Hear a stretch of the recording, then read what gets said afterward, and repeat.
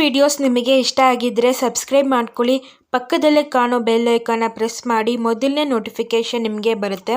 Like ಮಾಡಿ, share ಮಾಡಿ, comment ಮಾಡೋದನ್ನು ಮರಿಬೇಡಿ.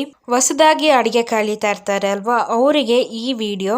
ಇವತ್ತಿನ ವಿಡಿಯೋದಲ್ಲಿ ಮೊಸರು ಬಜ್ಜಿ ಅಥವಾ ರಾಯ್ತ ಮಾಡೋದು ಹೇಗೆ ಅಂತ ನೋಡೋಣ. ಮೊಸರು ಬಜ್ಜಿ ಅಥವಾ ರಾಯ್ತ ಮಾಡೋದಕ್ಕೆ ಯಾವ ಯಾವ ಪದಾರ್ಥ ಬೇಕಾಗುತ್ತೆ ಅಂತ ನೋಡೋಣ.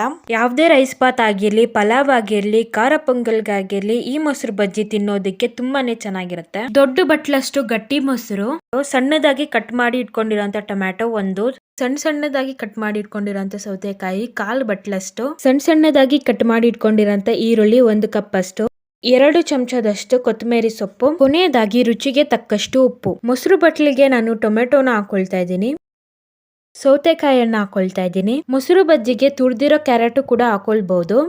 ಈರುಳ್ಳಿನ ಹಾಕೊಳ್ತಾ ಇದ್ದೀನಿ. ಮೊಸರು ಬಜ್ಜಿಗೆ ಕಾಯಿ ತುರಿ ಕೂಡ ಹಾಕೊಳ್ಬಹುದು. ರುಚಿಗೆ ತಕ್ಕಷ್ಟು ಉಪ್ಪು. ಕಾಯಿ ತುರಿ ಹಾಕಿದಾಗ ಸೌತೆಕಾಯಿ, ಈರುಳ್ಳಿ, ಟೊಮೆಟೊ ಏನು ಕೂಡ ಹಾಕೊಳ್ಬಾರ್ದು. ಕೊನೆಯದಾಗಿ ಕೊತ್ತಂಬರಿ ಸೊಪ್ಪು ಸಣ್ಣದಾಗಿ ಕಟ್ ಮಾಡಿ ಹಾಕಿದ್ರೆ ಎಲ್ಲ ಪದಾರ್ಥಗಳು ಹಾಕಿದ್ಮೇಲೆ ಚೆನ್ನಾಗಿ ಮಿಕ್ಸ್ ಮಾಡ್ಕೊಳ್ಬೇಕು. ಯಾವುದೇ ರೈಸ್ ಬಾತ್ಗಾಗಿರ್ಲಿ, ಪಲಾವ್ಗಾಗಿರ್ಲಿ, ಖಾರ ಬಾತ್ಗಾಗಿರ್ಲಿ ಮೊಸರು ಬಜ್ಜಿ ಅಥವಾ ರಾಯ್ತ ಸವಿಯಲು ಸಿದ್ಧವಾಗುತ್ತೆ.